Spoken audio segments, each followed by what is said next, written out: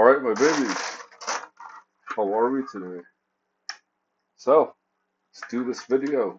I don't know if I should update you. I've been talking a lot recently. That's why I kind of like don't have the whole updating logic. But I'm doing a program that basically takes me from just having an idea to all the documentation and mental framework necessary for people to invest in me, which is amazing. And it comes with its own like different shares of stressors and things like this. But I like it. So far so good. And I'm doing good. This week is a key week for us where I get to kind of like explore things differently. And I get to pitch for people all the work that I'm doing. So I'm excited. I'm more excited to how the actual like the the structure of my platform is changing because of it. So I do deem it necessary. But also anybody who's kind of like trying to help you is capitalizing on something. So they want a piece of the company, which is fine. It's a small piece relative to everything else. So here, this is my update about my video. The video today is the search for meaning is not about meaning itself, but about why we chose to start searching. So this is a misdirection kind of thing. And the one thing I think about when I look at this is that scene by in The Matrix 2, I think, where basically Neo finds the Oracle.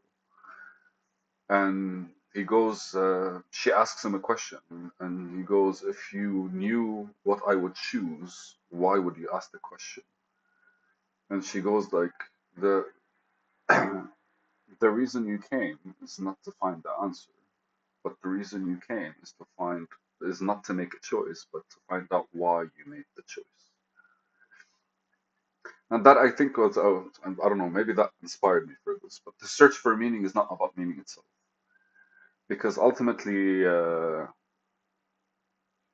I'm gonna use another example that I once told a person that was a friend of mine and no longer became a friend of mine because of that example. They took it personally. But she was discussing with me basically how she was finding more things in therapy. And you know when somebody's kind of like enjoying therapy, then therapy no longer serves a purpose. At least that's what I see. What I did was I was like, some people kind of like dive for treasure in the ocean, and some people just like diving. And I looked at her and was like, which one are you? Are you going to therapy because you want to get over something, or are you just kind of going to therapy because it's becoming a nice thing to do? And the idea is she every week she'll find something new and kind of like build on that and try to like release that into the world and get over it. And these basically traumatic events are how we see the memories that we have. So in our essence, we're not really changing anything. We're kind of like handling the symptoms of the disease. So I don't know if you guys got the logic, but ultimately, like there are some people that dive because they're looking for treasure. Once they find treasure, they don't dive, or they go find a different treasure somewhere else to kind of dive for it. And some people just like to float in the ocean. I fucking love that, and that's what they do. They consistently just go and they float. When it comes to ourselves, is this what we're doing?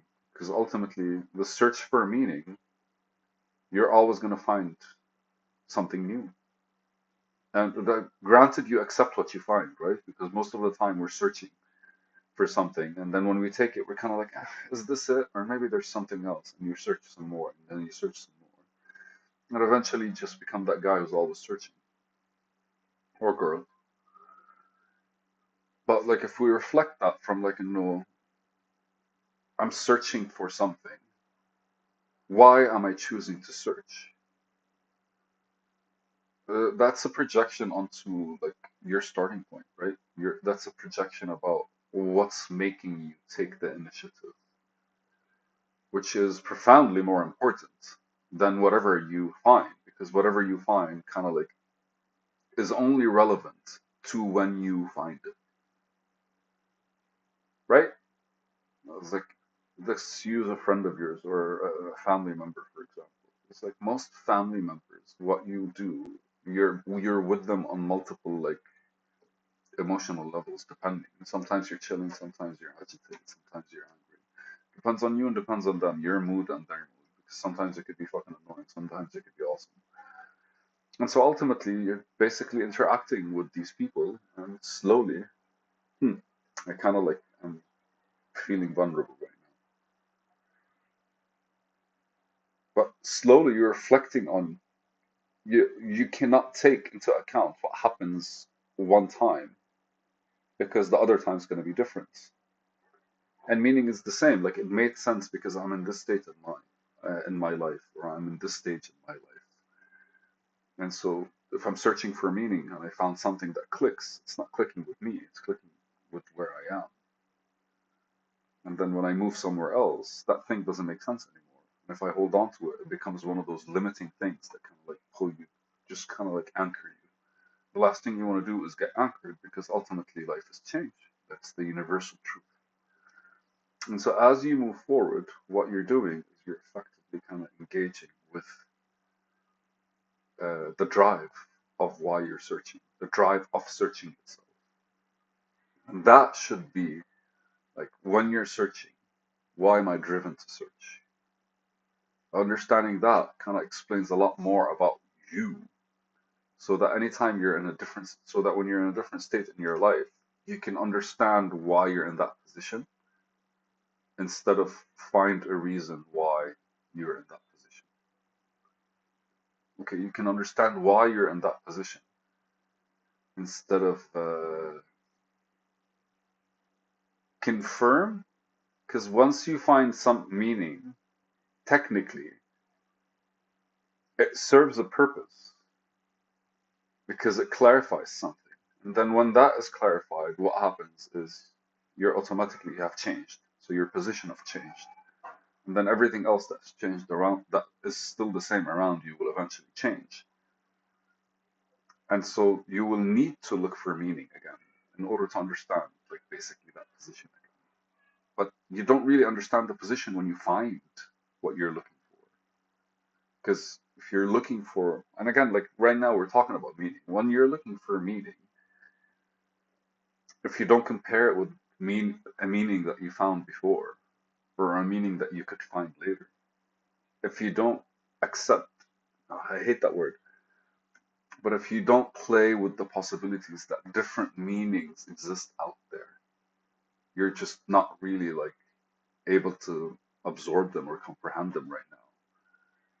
If you don't do that kind of back and forth between all the things that meant, that gave you meaning at one point and then eventually didn't, I think we could say including family, because at one point family gave you meaning, or at one stage in your life family gave you meaning. But it should, but it's not the same, right? Because as you grow, you mature, things change, and ultimately, it's just what you're doing is you're finding yourself.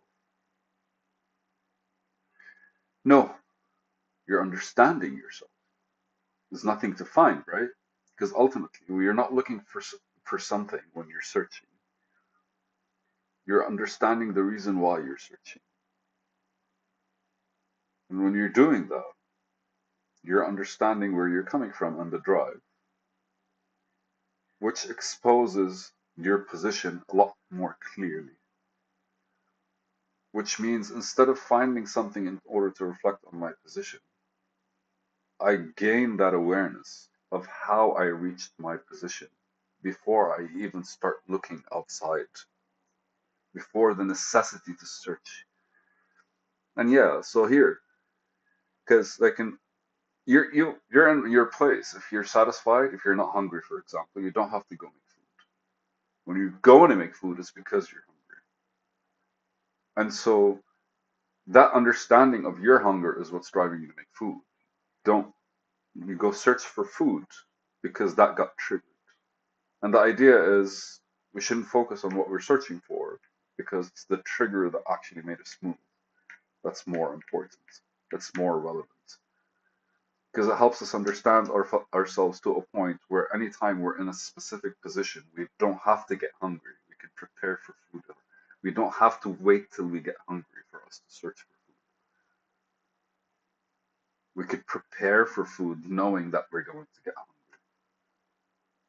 I think that analogy works best because ultimately, like in the current structure of searching for meaning, every state you're in is needs something different. But knowing that you're in that state is a true understanding of yourself. And that means you can prepare beforehand before you have to kind of like feel lost to a point where you have to search. And that's a video. I love you guys.